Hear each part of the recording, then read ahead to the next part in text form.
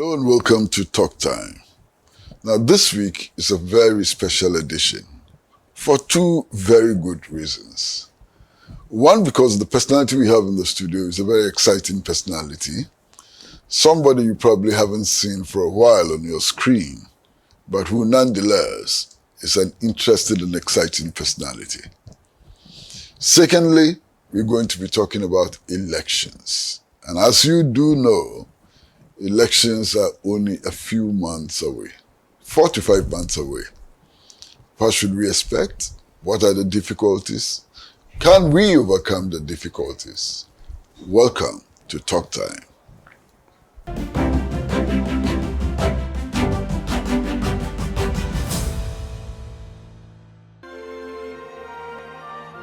It all begins as a cloud high above Ghana, where tropical rain falls in the rainforest. The rain passes through fractures in ancient rocks and begins its journey deep beneath the earth. Interacting with these rocks, it gathers essential natural nutrients in unique proportions. The rocks produce the essential natural mineral compositions required for healthy growth. The water finally accumulates in a natural aquifer where it is protected from pollution. Retaining its original purity and natural minerals, it is then extracted by our experts, where the remaining particles are removed. The water is then sterilized to keep it fresh and safe before it is bottled and made ready to drink. Not all bottled water is natural mineral water, so when in doubt, look for Voltic natural mineral water. Voltic, naturally.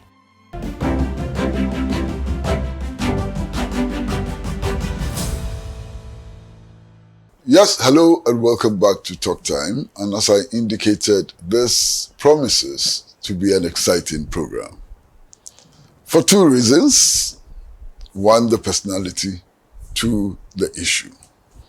The issue is settled. It's about elections. The personality is none other than Sergeant Daniel Aloriga Akatapori. Do you remember him? Used to be a member of the Provisional National Defense Council, had difficulties with the Rawlings regime, went into exile for a long time. Now Sergeant Aloriga Akatapori is back as an expert. Sir, welcome to the studio. Thank you. Now, many of our viewers may not have heard about you for a very long time. Yes. What have you been doing with yourself all these years? Well, like you said in your intro, I spent nearly 28 years in exile and came back mainly because my brother died and I had to bring the funeral home. He died in Nigeria, also in exile, because of all the issues. So I got back and tried to settle in. So I've been up and down UK and back here. And this time I want to try and stay. I'm retired and to see how I can make a contribution. How come you can talk about elections? You were a sergeant in the army. You had a stint at the Cape Coast University and so on, but that has nothing to do with elections. Yes. How come that now you can talk about elections? When I was in Cape Coast, I studied economics. When I got to the UK, I studied computer science, and that's how I made my living. When I got back, there were issues around the elections and so on, and I've been looking at the issues, and one issue that has really piqued my interest has been the devices, biometric verification devices, or BVDs. It's troubled me a lot, and all the issues around them, and I decided I would look at them closely. But the thing that really got me going was the fact that after I went to register as a voter, I received a text, unsolicited text from Dr. Bawumia, a campaign SMS. So that is what got me worried and thinking about these BVDs. What did the text say? Well, introducing himself, congratulating me, and telling me who my parliamentary candidate was. And you see, it's difficult for me to say that Bawumia as in Dr. Bawumia, Vice President, sent it to me because you cannot prove it, but it would be highly too much of a coincidence for me to go and register within 6 days and then receive that text. Basically, it's a campaign. If you ask me, I would say it's coming from Dr. Bawumia, but legally you can't pin him down. So it's unfair that maybe one party, one candidate can get the details and then start campaigning when the other one hasn't got. Because I didn't receive any message from the NDC's parliamentary candidate John Mahama, so presumably he hadn't received it. And besides, I don't have a contract with the EC to hand over my data to anybody. How could he have known, or could the Bawumia campaign have known about who and who is registering? Well, that is the crux of the matter. So the question you've asked delves into the security of these devices and the data that they collect, and it's a major issue, because you see, all over the world there have been issues with this biometric data. Nigeria, 2015 and 2023, you had issues of biometric device failure. In Ghana, the same thing. Even in Ghana, you remember there was missing devices and so on. Brazil, the same thing. 2014, 2018, the same issue. In India, the same thing. They've got the biometric system is called ADVA. The same problem. 2018, they lost the biometric data of over 1 billion voters, and it ended up on the dark net being sold. So those are issues around the biometric devices, and it really concerns me that we should be interested in using them. And another aspect of it is that, Kwesi, you know, very few countries use these biometric devices for elections. I'm not against the use of biometrics devices, but they should be used for what they were originally intended for security. You see, most of these devices are FBI certified, and that tells you that it's security related. It's about stopping criminals. You see, but we have decided to use it for elections. The USA doesn't use it for elections. UK doesn't. Canada doesn't. Vietnam doesn't. All the 27 countries in the EU don't use it. China doesn't. Russia doesn't. So why are we using it for elections? And I'm really curious to find out why there's a need at all to use biometric devices in our electoral system when other countries don't at all. Well, first of all, let's deal with the first issue you raised. Yeah. How would somebody get to know who is registering almost instantaneously? Does the person have to be linked to the EC system? How does it happen? You see, I don't want to sound like I'm accusing the NPP, because to be honest with you, I don't hold a card for NDC, but I hold a card for Ghana. I'm a Ghanaian, and this concerns me, because if we don't deal with this thing fairly, because the question you're asking is about fairness. You see, if we are not being fair, this could lead us into a civil war, you know. And I worry, I sleep, and when I wake up and I think of what is happening, and the one institution that can prevent or make it possible is the EC. So I want them to try as much as possible to come across as fair, to be seen to be fair, not only being fair, but to be seen as fair. Because you see, there is a context within which the EC is operating. We know what happened with Charlotte Osei, unnecessarily sacked, even if the president followed the rules. So it's an issue. The EC must realize that we've got this issue there. So she must try. I'm talking of the commissioner, the head of the commission now, not the institution.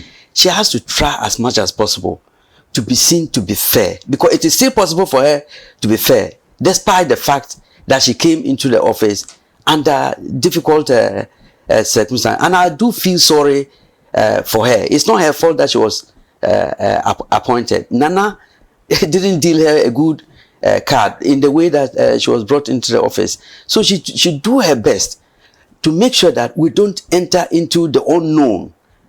You see, Kenya will be nothing. But come back to your question, how they will know. You see, if you've got an insider there, yeah, you see, like I said, I don't want to come across as accusing the MPP. But if you are in power and you appoint everybody, yeah, the constitution makes it in such a way that it's the government in power, the president, that appoints everybody. Look, you suspect that if the other party comes, you may lose your job. If you've got an opportunity to help the other party and what they want is the data, we're told that they use USB keys to transfer and synchronize their data to the back end. It's just a simple thing, making a copy, you see, and giving to whoever you want to give to. It's as simple as that. So as for how they will know, it's so easy. I don't believe that the institution itself will sit down and then say, oh, we are going to take a copy of the data and give to one party or the other. But malicious insiders. Do you remember Edward Snowden, the American, and then Chelsea Manning? What did they do? They released this data, and Julian Assange got into all these problems. So if you've got people inside, they can operate. You see, look, in the cybersecurity field, you asked me about what I've been doing. I've been working in the cybersecurity field. That's how I make a living. That's how you're able to buy your food. That's how I'm able to buy my food. You see, so it is very easy to achieve some of these things. If you've got a malicious insider there, he can give you access. You see, he can show you how to get into the system remotely. And if you get into it remotely, you can do almost everything as if you are sitting behind the computer. So I'm not accusing the MPP. It's just the draw of the luck, the fact that you are an incumbent. The suspicion will fall on you because it's difficult for the opposition to be able to take advantage of the vulnerabilities that are there. It is the government in power that has got the ability to do it, which is why I think that the MPP part as a party should engage with the NDC as a group, so that together they and let's say the speaker can take on these things with the EC. Because if they don't take care, the EC will lead, as an institution, will lead all of us into trouble by not coming across transparently and being fair. That is my worry. That's why it's a personal survival. It's also because of that I'm interested in this thing. Yeah. So what you're saying is that you don't have to be plugged into the electoral commission system. You don't have to be plugged in. Yes. But if you have, as you say, a malicious insider, yes, you can make the data available to yes, you. Yes. Now, I'd like to find out how long it took from the time you registered to the time you got this message. Within a month, within a week. I've got it on my this. I posted it to several places on the web just to make sure I have a record, because you never know. The same way they were able to get to me, maybe they could delete it or so. So I've put it all over the place, so I can show it to you. I don't think this is enough. I'm not the only one, by the way. Yeah, I'm sure I'm not the only one. So first-time voters. Yeah, first-time voters. Within a week of registration, yes, got messages from the Baumia campaign, yes, suggesting that they had the capacity to determine who was registering. Yeah, exactly. And also their vital information, yes, like telephone numbers, yeah, and so on. Yeah. You know what is worse? If he's got your telephone number, he's got your address, he's also got your biometrics. How is he going to handle it? If he doesn't handle it properly, it can be stolen from him and be on the dark web, being sold. And who knows what they can do with it. You see, so and that is why I got interested in this thing. Because why should someone I don't have anything to do with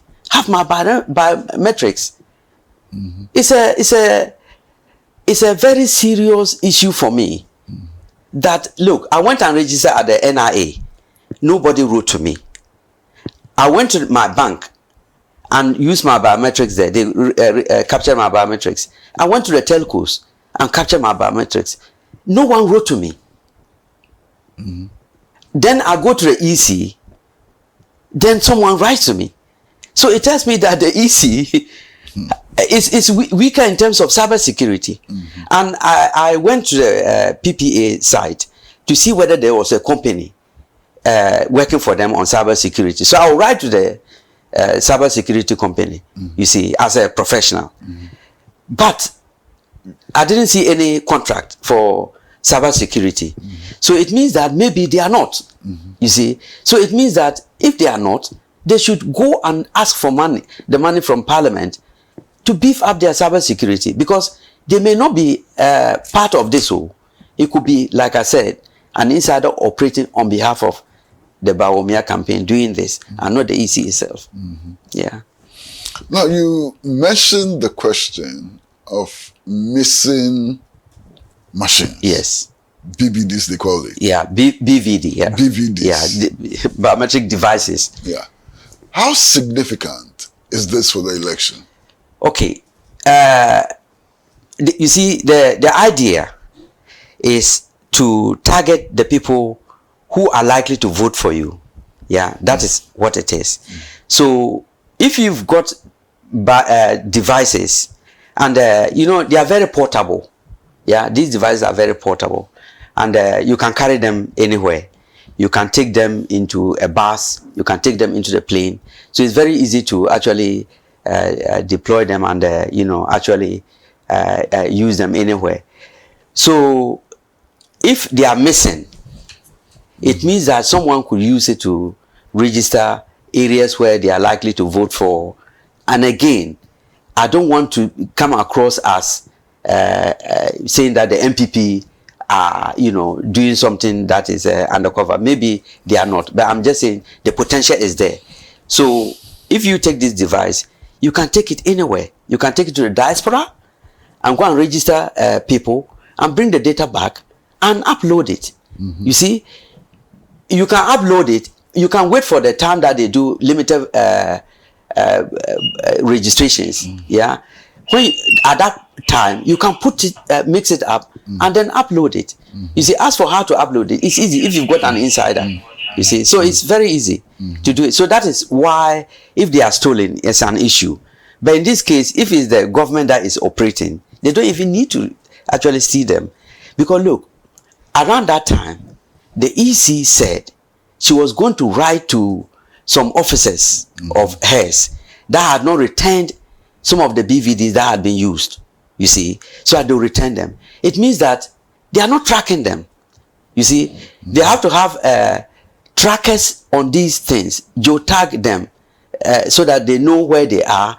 If they go around off range where you expect them to be, you get an alarm, you see. And then you have to keep logs on how people use, who are using these devices, what they are doing on them, and so on. And the systems that they use are actually very good. It's called KBIS 7, from KBIS 7, version 7. It's from Gemalto company. It's a Dutch company that was purchased by a French company called Thales. Okay, so this system, they have got comprehensive logging facilities. So if only they log, you can audit and find out what has happened along the way. So that is one thing that the EC2 can assure us, that look, I've turned on all the logs. They are being logged, and you can come and audit whenever you want. And this also comes to the audit service. You know, the audit, I went to their website and I didn't see anything about the EC. So I'm not a lawyer, so I don't know the laws around how they deal with these IT systems in the public sector.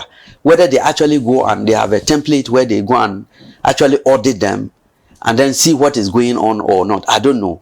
But I would imagine that the EC will keep logs for at least 3 election cycles, just in case there's a comeback, so that you get an independent company who will come and analyze these logs to see what has gone on. You see, so it is incumbent, or I cannot stress this enough. It is incumbent upon the EC to try to be as transparent as possible, to the extent that if there's an issue during the elections, the key stakeholders will be able to defend her. That is the key. That is what will avoid us having a problem. So she needs to engage the two parties. As for the rest of the IPAC members, look, I think that there should be different levels. People may disagree, but to be honest with you, we need to avoid trouble come this election. We can't have people dying again. It's unnecessary. You tend sometimes to be a bit technical. When you say they need to geotag the devices, what are you actually talking about? What I mean is, it means that you know the location. It's geography. The geo is geography, geographical location, if you like. And so basically, these companies are there. You know, like vehicle trackers and so on. It's similar. So you make sure that you have got this on each of the devices, as well as the case itself, the case that so that wherever it is, you know. You see, and then also, you see, our data up to this new register is from 2020, isn't it? 2020 elections that they brought it. So the old one, they decommissioned it. We don't know how they did it. We don't know how they did it. They have to be transparent. They have to tell us, where is that data now? Where is that our data, our biometric data? Is it in Ghana or is it in the cloud somewhere? Where are the EU does not allow any company to keep data outside the EU. Are we doing the same thing?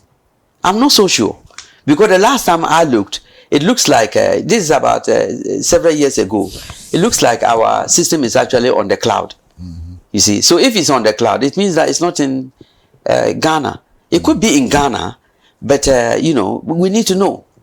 You see, the data commissioner should be interested in this. You know, the data protection, there's a data, the one in charge, data commissioner, I think the title is, has to be interested in this. All this we don't know. There seems to be a black hole around the EC. Look, sometimes I see the EC as a very tyrannical outfit that everybody fears that outfit.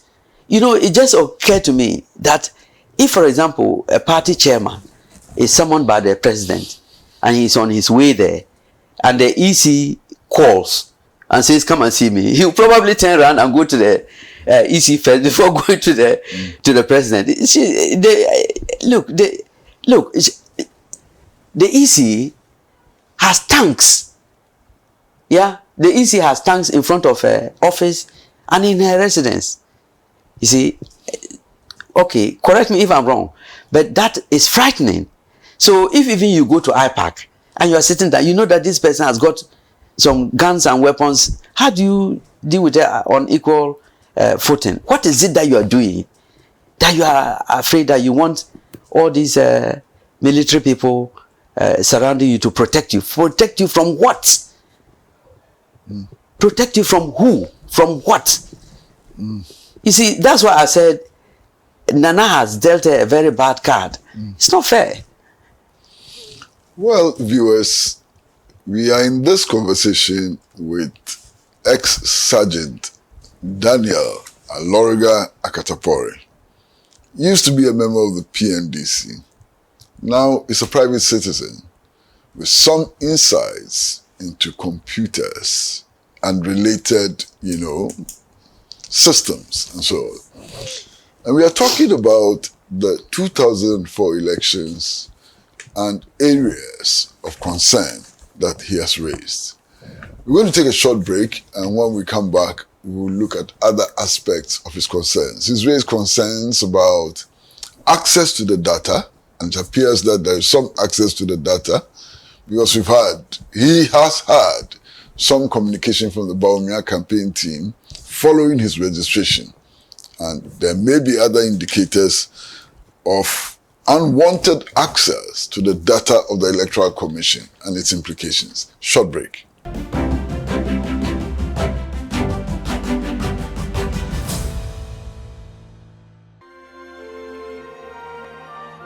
It all begins as a cloud high above Ghana, where tropical rain falls in a rainforest.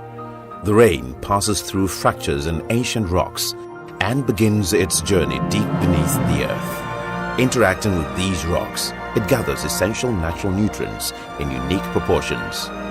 The rocks produce the essential natural mineral compositions required for healthy growth. The water finally accumulates in a natural aquifer where it is protected from pollution. Retaining its original purity and natural minerals, it is then extracted by our experts, where the remaining particles are removed. The water is then sterilized to keep it fresh and safe before it is bottled and made ready to drink. Not all bottled water is natural mineral water, so when in doubt, look for Voltic Natural Mineral Water. Voltic, naturally.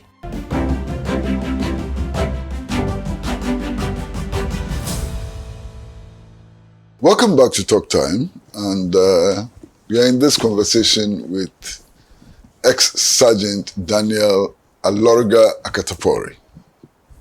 Know him, former member of the Provisional National Defense Council, been in exile for more than 20 years and has learnt a bit, not a bit, quite a lot, about computer science, and we are discussing the elections and what his observations are. Now, Sarge. Yeah. In any true democracy, Yeah. the citizens' vote is deemed to be secret. Yes. It is illegal to show that a particular citizen voted a particular way. Yes. So the citizen has a right to protect his vote. Yes. Now, looking at the systems we are running now, is our votes, or would our votes be protected? Are our votes truly secret? That's a very interesting question that you ask. And it's one of the things that has bothered me about the use of the BVDs, you see. Because, you see, it is meant to have several advantages and so on. But for me, if you look at the things that they say about the advantages, they are the same advantages that you get with any computerization. So there isn't any thing there. But it has introduced loopholes which expose people's votes, the secrecy that you've spoken about. It is one of the tenets of our so-called democracy that your vote has to be secret, which is why you go there, they give you the ballot, you go and hide somewhere in a distance, and then they don't know what you're doing there, and then you come out with this, and then you slot it into a transparent box. But you see, if you look at the ballot paper, when you are given that ballot paper, there is a section that they tear off, the counterfoil. That counterfoil has got a number, and that number is repeated on the ballot that they give to you. That ballot has got the numbers of the candidates there. It's got their picture and name. It's got their party symbol. But it also has a column that is blank, where you are supposed to make a mark. In this case, in our case, it's a thumbprint. In the case of the UK, it's a cross. In the US, it's a mixture of a cross and then a bubble, which you color in. I'll tell you what happens in Brazil and India very soon. But let's take the Ghana one. If you put your thumbprint there, now, if you collect somebody's thumbprint, it means you are going to use it too. Otherwise, you will not ask for a thumbprint. I've already authenticated. You've identified me. Now I come and put my thumbprint. It links me directly to my registration, the rule. If you see what I mean, the biometric. You can cross match. Yeah, you can easily. Yeah. Okay. Even though this one is on paper, if you take a very powerful camera, a high resolution camera, or a scanner, it needs to be just 500 dpi, and it's the same quality as the device. It's called FAP 60 compliant. if you have got a scanner like that, your home scanner can even do it all, but they'll have to do more work in order to lift, to enhance it, to be able to match. But if it's a high resolution scanner of about 500 dpi, it can be easily used to see who you voted for. So that violates the secrecy of the ballot. So I don't see any advantage in using these devices at all. In the biometrics aspect, it should not appear at all in our elections. That's the way I see it. Because, see, if there's a close election and one party is able, and here again, I wish the power, you know, it was almost like every hour government changed, so that when I talk, it's not like I'm talking against the MPP. It's bothering me because I've got friends in the MPP, and I don't want them to think that I'm attacking them. But it just happens that they are in power, and they are the people who can pull some of these things off. So that's how it is. If you go on a thumbprint and there's a close election, they can find out who voted who voted for who. So if in my strong area I want and I find these people, I can exile them. We've heard of people being exiled from their own hometowns, so that you don't vote in the runoff. You see, they can bribe you, they can target and bribe you, they can threaten you. As for what they can do with information about who you voted for, it's endless. And Massa, do you know something? If there's let's say an advert for jobs, a very senior job, like let's say in the EC, wouldn't they be curious to know who these people voted for first? They will be, and if they can find out how you voted, they will not even ask you. They will just go to where you voted, and then they will be able to find out who you voted. The president, if the president wants to know, and he rings the, like I said, the party in power can always have people planted there. But that is not to say the opposition cannot have one, because as for this game, it's about money. So and they can blackmail people and so on. So they can blackmail you into acting on their behalf. So it could be either party, which is why I'm saying the two parties must come together. But it's easier for government. Yes, yeah. That's why we call them nation-state hackers. Nation-state. And you see, the nation-state, normally in general, when you study these things and then you are working in it, it's always referred to as the foreigners. So here we'll be worried about China, USA, Russia, and those are nation states. And we know that they've got resources. So they can get people inside to work on their behalf. They've got if you've got time and resources, you can get into any system. That is the truth of the matter. No matter how they defend it, you can get in through social engineering, through hacking, through the vulnerabilities in the devices. Because every computer has a device. And they've got vulnerabilities. Some of them known, some of them unknown. And they can be exploited, and then you can get in. So you can hack into any system. It's always easier for the government in power. So when we talk of nation-state attack, it also includes your own government too. Because if your own government uses systems to target its citizens, it is a nation-state hack. So your own government is also a nation-state, attacker. It's always easier for them. Yeah. So it's not about the MPP, it's about the one in power at the time. So, like I said, they can discriminate against those who vote against them by checking, the voting records. Very easy. You pick the ballot box because you've got the thumbprint there to cross-check it. Now, if you are not going to use it for cross-checking, why do you want a thumbprint? Why can't you use a cross like the UK? Or any sign. Or any sign, or a stroke.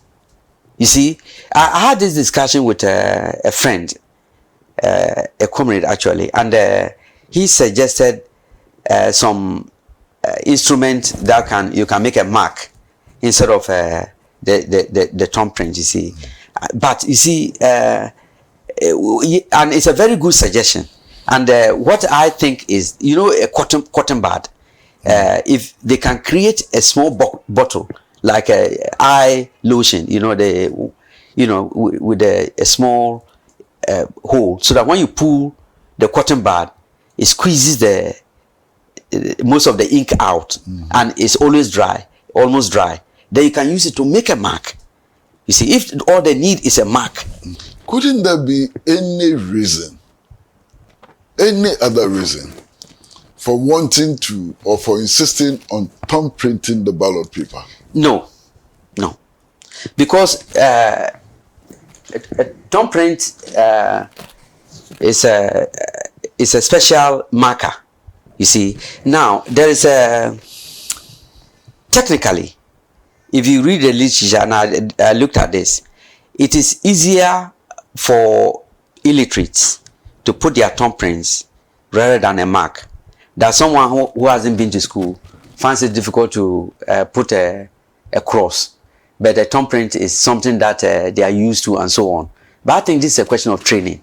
Because if you look at the cavemen, our ancestors, thousands and thousands of years ago, if you look in the caves, they used to make marks and even are able to create a brace around these markers in terms of counting and so on. So I think that with a little bit of training, it's easy for people to put a cross. You see, so that's the only reason. The reason of and that you don't need any extra thing. You appear there, you've got your finger, and then you can easily make the mark. So it's more convenient, it's easier. Those are the reasons that if you ask the EC, they will give you for that. But what I'm saying is that at what cost? You see, by the way, Christy, do you know that, sorry to go on this, but to mention this, do you know these systems are very expensive? 100 million, according to Brad Simmons of Imani, $100 million. And I went and looked, and it's correct. In 2020, one purchase alone was $60 million. And other expenditures in it, it goes over the 100 million that even Brad Simmons is talking about. So why go through all this at this cost for no gain? I don't see the gain. So you're suggesting that we could actually get equipment which is much cheaper and much more effective? Yes, because all that it does is the authentication. Is the authentication to say who you are.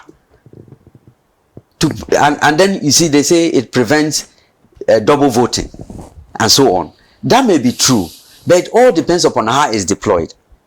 Because you see, if you have got the biometrics and you don't make the biometrics your key, your identifier, then it's pointless.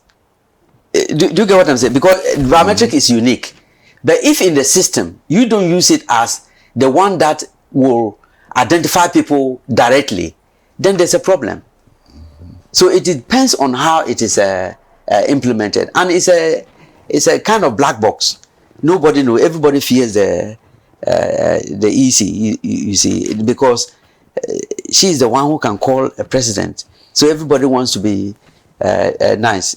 Well, I'm not standing for an election. I don't belong to any political party. I only stand for Ghana. That's why I'm saying these things openly. And I'm inviting the parliament. They've got an opportunity now because they are balanced. So if they come together, they can act to bring some improvement in this electoral system so that we don't get into trouble. If the EC is transparent and acts impartially, like in 1978, was it Aban, the electoral commissioner with the Unigov thing? Can you imagine if those days they had returned a yes vote? There would have been chaos all over the place. But the EC stood firm and did the right thing. You see, so that is what I'm just asking the EC to be fair. Whoever wins, once everybody sees that she has been transparent and everything is fair, there will be peace and we'll all be happy. Yeah. Now, the machines. Yeah. Your suggestion is that we could get cheaper machines. Or cheaper systems. Yes. Cheaper systems. Yes. What will be eliminated if we got those cheaper systems? Is this the thumb printing of the ballot paper, or there are other features that will be eliminated if you got the cheaper systems? Well, if you remove the BVD there, it means that if you come, they will use the traditional methods like in the UK to identify you. I've told you that UK and all these other countries, they don't use it for elections.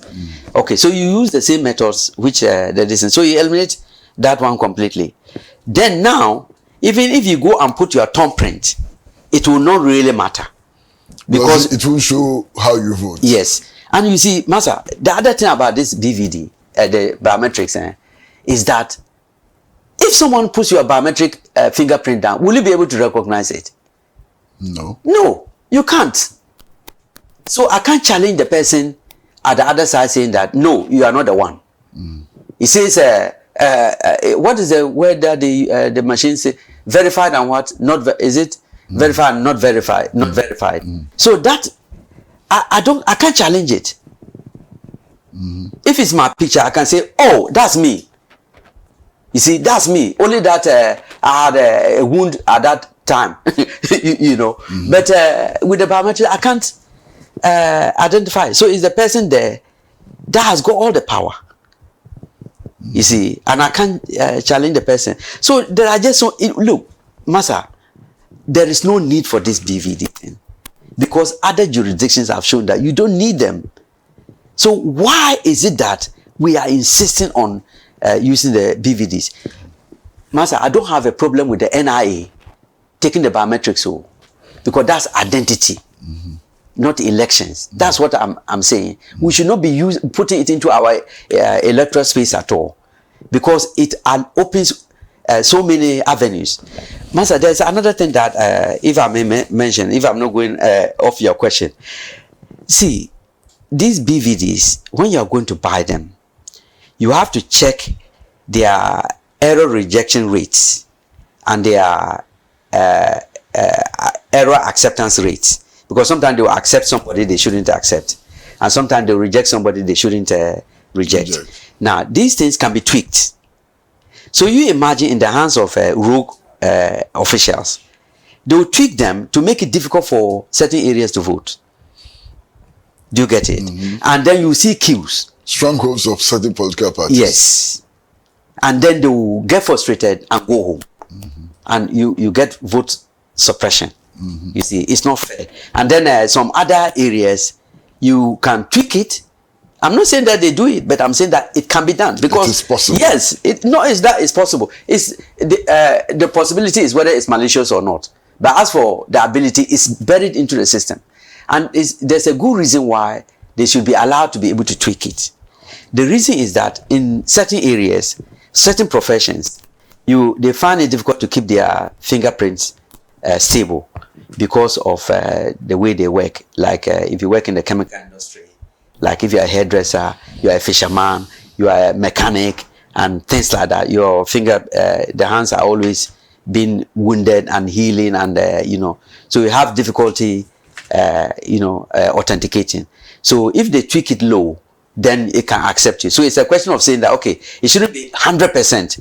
As a matter of fact, even you, if for example you put your hand on fire, let's say by mistake, it could affect whether you are authenticated or not, if they were to go 100%. So because of that, they have to allow for tweaking.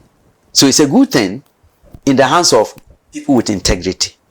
So it's not a device that provides the integrity. It's the people who are in charge of these machines. And then you see the other aspect of the unfairness on these biometric devices. You see in Brazil, they started in 2008, this biometric system. So far, they've registered only 70%. So they have a mixture of traditional verification and the biometric verification. They actually go there. Yeah, they actually take the machines and go and try to convince the people. So they respect their voters. Unlike here, where the EC goes to set camp and says, come to me. So you are going to beg to be registered instead of it being the other way around. So it should have been more of a gradual process, educating people, basically convincing people that it is necessary and allowing people to opt out if they don't want to. But besides, it should just be taken out because it doesn't add anything at all. It doesn't add anything. So we're going to go on another short break. And when we come back, you mentioned the possibility of training as a way of minimizing these suspicions, these fault lines, and so on. I'd like to find out who has to be trained and how they may be trained. So short break.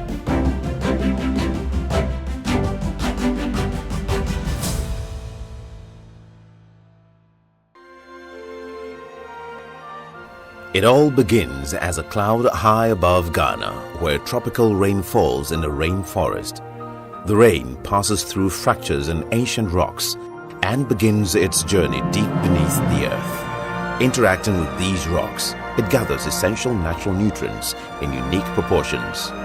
The rocks produce the essential natural mineral compositions required for healthy growth.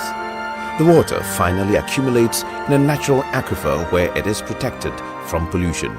Retaining its original purity and natural minerals, it is then extracted by our experts, where the remaining particles are removed. The water is then sterilized to keep it fresh and safe before it is bottled and made ready to drink. Not all bottled water is natural mineral water, so when in doubt, look for Voltic Natural Mineral Water. Voltic, naturally.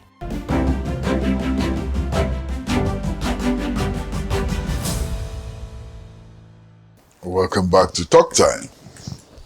And our guest is ex-Sergeant Aloriga Akatapori. Now described by some friends as a computer wizard. And I think we're getting some of the wizardry on this program. Now, Sarge, you mentioned that to deal with this problem, all the problems that you've spoken about, training is a key. Who gets trained? By who and in what? Okay. First of all, let me point out that when these devices are manufactured, they have to test them. Now, by sheer numbers, we blacks were in a minority in the world. The majority are white, Caucasian, male, blue-eyed. Yeah. So most of the testing, including the medicines, even COVID and other things, they test it on them. So the white women don't get as much attention with the testing as their male counterparts. So it means we are in the down the line. We blacks are not involved in the test cases and so on.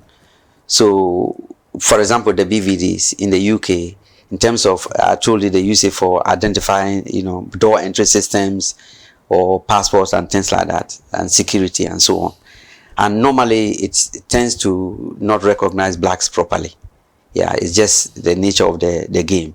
So what it means is that these devices, when they are going to be deployed, they have to make sure that they do thorough testing here before they deploy them, so that the error rate, the rejection rates and so on will not be as pronounced as they are. Because we've had instances in Kenya, like I said, of elections being run because these devices fail to recognize people and so on. Okay, so in terms of the training, you see, they should give enough time for the training and, open it up to stakeholders to get involved, to get people involved and so on. This is part of the transparency. The people that they are going, the EC staff themselves, they should spend money on training them, not only on the devices and so on, but the ethics also around the whole election, so that they are less likely. There should be social engineering training, cyber security training, to make sure that they are aware of how people can take advantage of them. The use of the BVDs and so on, the USB keys. They should have special USB keys that maybe have even authentication on them before they can be used and so on. And you see, I've also been thinking, you see, the immigration service, they've already got people who are trained to identify people at the border. The border guards are there. why can't some of these people be seconded during elections? Because if it is about identifying people and using these devices, they are already adept at the use of these systems. So that's something that occurred to me, that the training should be more deliberate. It should involve cyber security into it, and also before the devices are deployed, they should be, you know, thoroughly tested in different environments, both the professions, yeah, because like I said, fishermen, because Ghana, I think about 60% of the people use their hands manually, and it can affect their verification and so on. Now, at the level of the state, are there any other remedies apart from training? That's a very good question. You see, there should be transparency, and the stakeholders, I keep going back to the stakeholders, should be properly engaged with respect, because I get the feeling that the stakeholders, the two key parties, are maybe too much afraid of the EC because of the aura around the institution.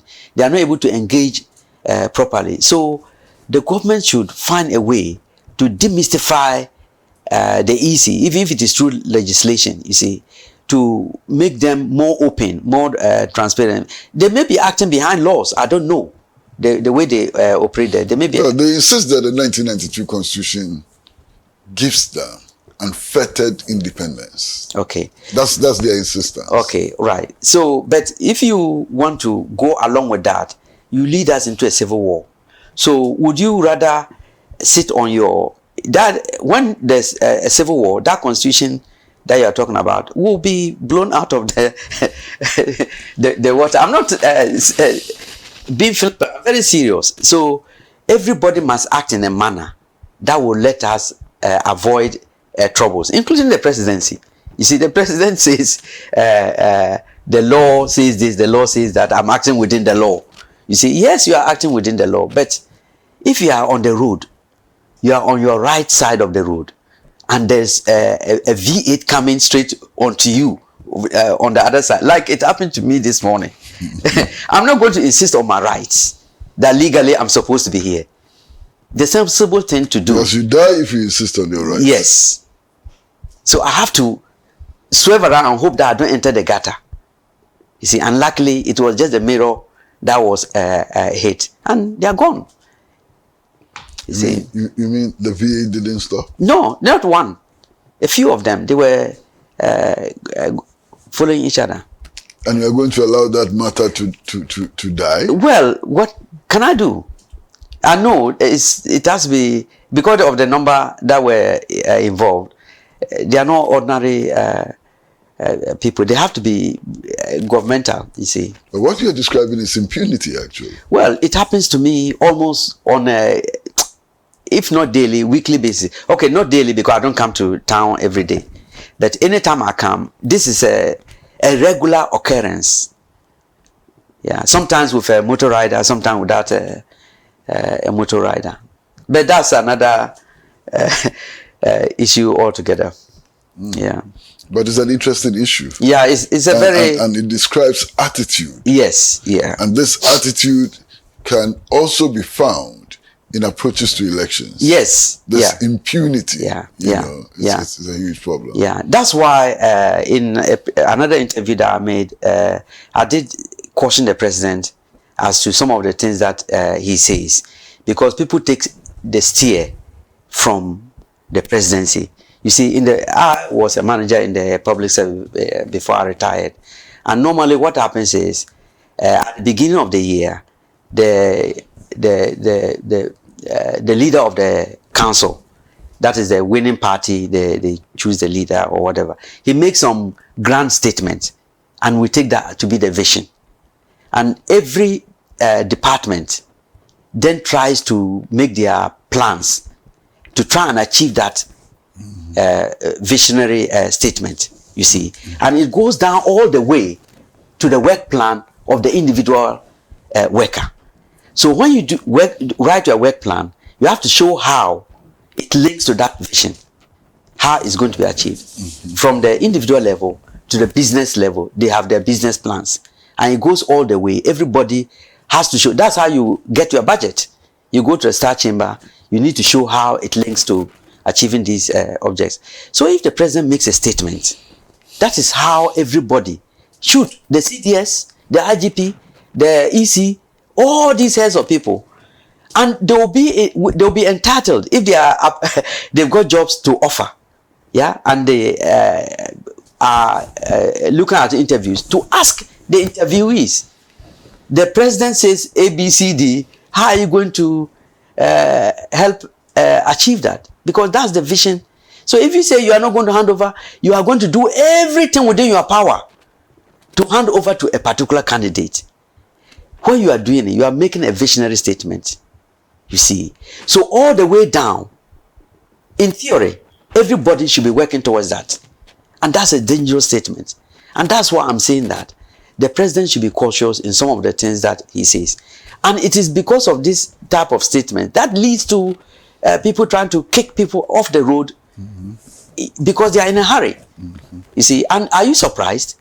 Because that is how they wanted to introduce a law. You see, so this should not come as a surprise to anybody, including the presidency. So the president still has time. I believe that he still has time to try and correct some of these things, because everybody wanted him to do well. Who doesn't want free SHS? Everybody wants it. You see, because that's why I've always voted CPP. I've always been a CPP person. I'm talking of the Nkrumah one, not the current one, just to be clear. Because my father always said, without Kwame Nkrumah, I would never have been able to go to school. And I remember when I was going to school, it was free, boarding free, even uniform. Kwame Nkrumah gave me my first sandals, you see, that I could wear. So I remember that clearly. So that itself was, and Nana makes very good speeches. Switzerland, Dakar, everywhere, the COVID time, makes everybody, the diaspora, very proud. But what is happening now is just unacceptable. He still has time. He should make a statement on Cecilia Dapa. He should, at least, you see, when you make a statement about Cecilia Dapa, it gives all of us hope. But if you say you are hiding behind the law, the courts this, the courts that, do you like it outside the legal system? Why don't you say something to at least assure us that there's another narrative which is non-corruption? But we are not getting that. Anyway, we're talking about BBDs and not other things. So well, it's all part of it. Yeah, it's okay. all part of the effort to establish integrity. Yeah, and the fairness of the election is an institution. If she takes a steer that I'm going to do everything within my power, look, all the heads have to act accordingly. You see, and that is my fear. So he has to correct that statement. You have placed some responsibility on Parliament, on the EC, and the presidency, and even to some extent on the political parties. Yes. What do you think they can do together in order to protect the integrity of the upcoming elections? Well, like I said, transparency. The EC, you've got our data. Tell us how you are protecting that data. Everybody knows that after when the 18-year-olds did their descent, they all, from what I've heard, and I've asked a few, yeah, and they've told me that they had campaign messages. So it means that there's a leakage somewhere there. What are you doing to protect our data? What are you doing with it? You see, that is key. Then the president should play the father. The president should play the father. Right now, he is like, if you like, he's up there. and these two guys are trying to fight for the presidency to, if you like, different gates of, a chieftaincy. If you don't act in a balance, if you are not fair towards both parties, you create a problem when one is chosen. So the presidency has that duty to not make statements that shows that he is biased. We know you come from a certain party, but in your public statements, if you go to a chief and then you are making that statement, it's in public. You see, it's not like you are in your party headquarters or in your house making these statements as a party leader. You are making it in public at a rally.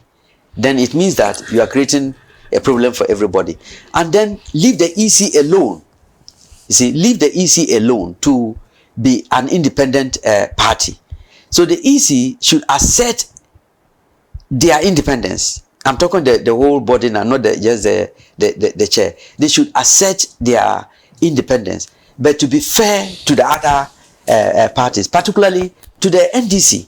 You see, because the NDC is in opposition, they have no cards to play except to go to the courts, and we all know that the courts too, most of them are appointed by the government. That is why it's difficult for me to sometimes talk about this thing, because it looks like you are attacking MPP, but it's just the lack of the for that they're in power. If I were making this interview at a time that NDC was in power, I'll be saying the same thing, you see. But in this case, it's the NPP that can pull off some of these things. So many judges have been appointed at this crucial time. I remember Obama, when he had the opportunity to make an appointment in the Supreme Court, he actually left it for whoever would take over from him to appoint the person. It shows statesmanship, you see. So it's not like you are replacing new empty seats, vacant seats. You are appointing new ones. You are appointing new ones. It doesn't look good. So those are the things that the president should realize, that his actions or inactions can lead us all into trouble. The EC2 should also realize the same thing. They are the two key people who can ensure peace in this upcoming elections. As for the NDC, they also have a responsibility, so that they should not over, how do I put it, over complain. I'm not saying they shouldn't complain when they are complaining, but they should be selective in the sort of things that they attack, or their demands, so that it's not looking like whatever the EC does is going to be wrong. No, there is enough out there that they can concentrate on. So the EC2 has the NDC2 has a responsibility. In fact, all the stakeholders, including we the voters, by making sure that we are interested in what is happening there, and asking the EC, and also asking our representatives, our parliamentarians, to act on our behalf. Well, Saj, we'd like to thank you very much for coming. And we would also like to hope that as we get closer to the elections, if there are issues that need clarity, you would offer us assistance in bringing clarity to the people. Okay. So thank you very much for coming to the studio. It's been exciting. It's been interesting talking to you about elections and the computer science involved and so on. Thank you very, very much. Now to you out there, the viewers, we'd like to give you a red salute for staying with Pan-African Television all these years. Your loyalty keeps us going and keeps us growing. We love you. Please keep watching Pan-African Television. Also, because Pan-African Television brings you the best.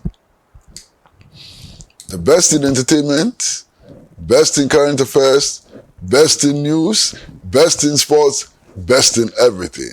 Stay with us until we meet with you again next week. And it's goodbye from the producer of the show, George Binair, and also from the producer, director of the show, Adam Lumo, and all of us from Pan-African Television. See you again very soon.